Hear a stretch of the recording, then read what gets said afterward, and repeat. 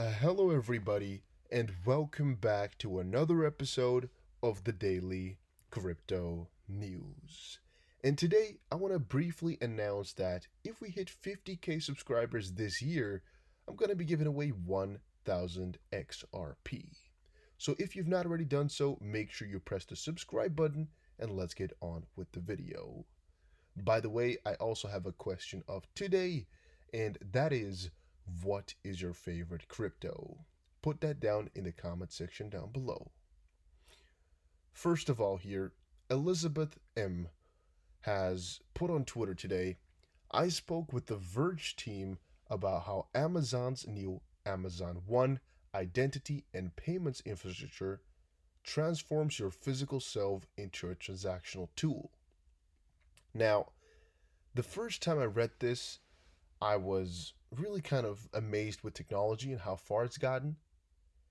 The second time I read this, I noticed more and more how dark this stuff can get. Alright, so hopefully you guys also are with me on the same page here.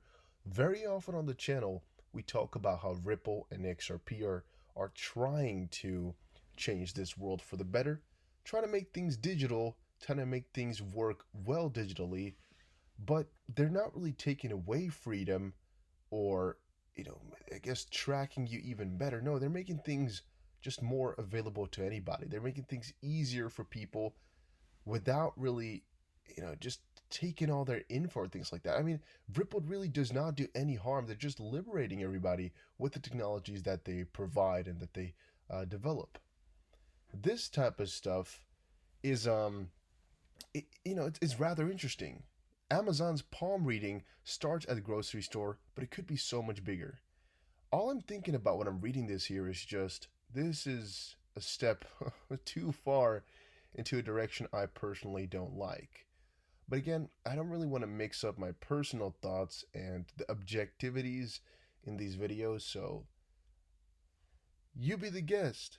All right, you be my guest to point out here if this is good, unethical, or just a piece of the progress. I mean, we can't really stop anything like this.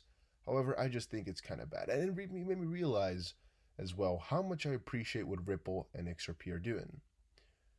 Just the thought that they're freeing people to make transactions at a cheaper rate, and just have more insights and all of that. I mean, to a certain degree, it does not sound like much, but if you start to understand how much of a big part transactions play in your day-to-day life, yeah, and how many people's lives this could change, it's really kind of amazing. Now, to stay on that note, XRP Joker just posted, every one of you has been told, sorry, we don't accept cash. Pay attention, the world is shifting. We knew for years this was going to happen. From 1988 to be precise. The world is going cashless. The only thing that can sustain and facilitate is Ripple and XRP. Well, the only thing I would like to add here or say about the situation here is that a cashless society has been thought about for the longest time, since if everything is online, not cash anymore, it's a lot easier to control and to see what's going on. I mean, yeah, with your cash right now, you could buy something they wouldn't even know, right? If you're gonna pin it or do it with your credit card, there's no way it's not tracked. It will always be there, and they will always know exactly what it is you bought, which at this point again can be circumvented. If there's a cashless standard, it can't. And I don't know what type of person you guys are, but I've really been, I guess, lowering the amount of cash I use in my day-to-day life, yes, but I'm never going to get rid of it altogether because it's just something that I hold quite dearly, to be able to purchase things without everybody just watching over my shoulder. I just want to be able to buy things without others knowing. Even though I don't really have to, it's just for the peace of mind that I can just do this without anybody being on my back. Even though maybe the cameras and things like that might have all tracked it. I know. It's about the idea of me being able to freely spend my money without it being recorded, sort of. And with XRP, I mean, theoretically speaking, it is all on the blockchain, so it is all recorded. Yet, I don't really see that as a negative part surrounding this all, right? I see cashless society, right, would be quote unquote bad unless what you get in place for it is something just ridiculously good. At this point, I'm gonna say within your country, Ripple and XRP, they make a difference. Well, but mostly just Ripple, all right, not so much with XRP. But once we're starting to look at switching between currencies, which again is always easier online, always easier without cash. Maybe not faster, but always more efficient because it's always cheaper. That's when you're going to see Ripple with XRP really pop off and come in. And I guess this whole cash part then does not really matter from that perspective anyway, right? And also, we could see it from a different perspective. We could also see it like, okay, so cash we could keep, but then only for switching over your cash from one currency to another, you're going to utilize XRP. So still, they could work together in that sense as well. However, I think what Joker here meant is more so a standard. I mean, there's been multiple theories of Phoenix, XRP, the one world currency, and things like that. But even from that perspective on forward, it's still going to be tracked on the blockchain, right? So if it were to be a one currency, the only good part about it is there's no central authority which has control over it. I mean, if you have the US dollar, you always have the government, of course, because fiat is theirs, so to speak. But I mean, some instances could always try to track it still, and yeah, I guess it will make things harder, but it's not impossible.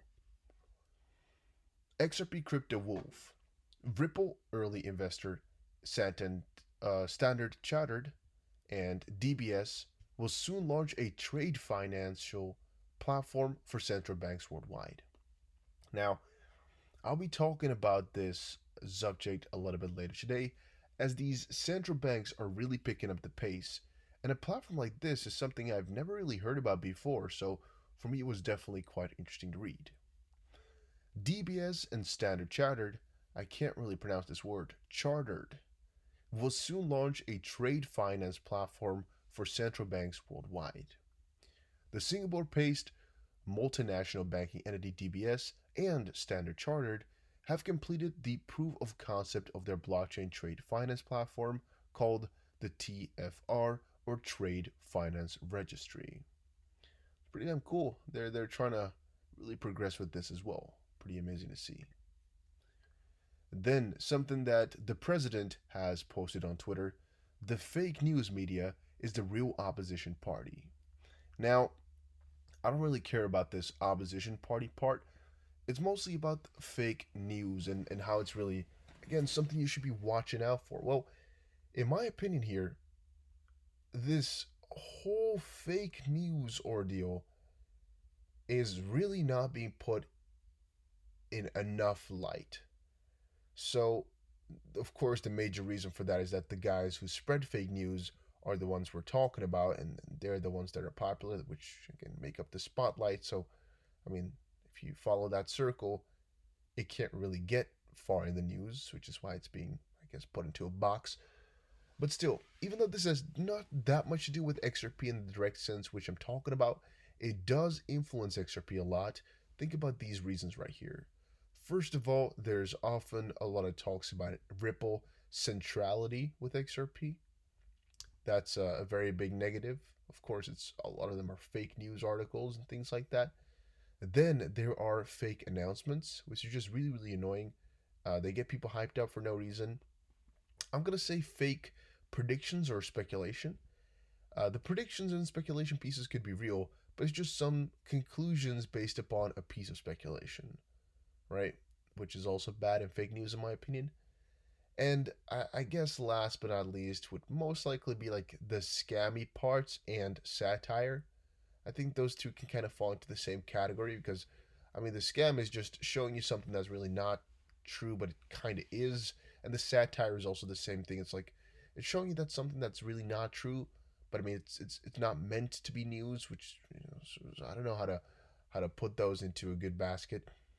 Both of them could, no, I'm not going to say they're equally as harmful. They're just not really good for a proper functioning community. On the contrary, it's keeping people's morale up, right? So I can't really say people shouldn't be doing it, but fake news definitely has a lot of impact. I don't have a nominal for you guys. I don't know any numbers. I also would not know how to draw that correctly, but still, my thoughts about this are clear. We need to do more to stop fake news from spreading, especially us people in the community from XRP, I guess, that you know are here every day, are trying to look for more updates and things like that. We should help others out to notice what is real, what is not. Maybe by having one Twitter account which just can verify things whether or not they're real. I mean, there's tons of them out there already on Twitter right now. I mean, there's literally over 100, but still another one, right? Just add more of those things. We could just verify whether or not the articles and the content of those articles are real, or either satire or a piece of speculation or just a mindless conclusion and things like that. Or just send it to me over on Twitter if you have any questions and I'll help you out. Or at least I'll try to. I got some more stuff for today, but I'm thinking about leaving this for a little bit later. All right, I want to take my time with this and I want to take at least another 10 minutes to talk about some subjects that surround this right here, which is mostly Chris Larson's. Let's read here. Ripple's Chris Larson says XRP's value not driven by company's crypto remittance platform. So, definitely interesting question. I think a lot of people have been wondering exactly what he means with that. I'll cover it in great detail in my next video that's coming out in about an hour or two.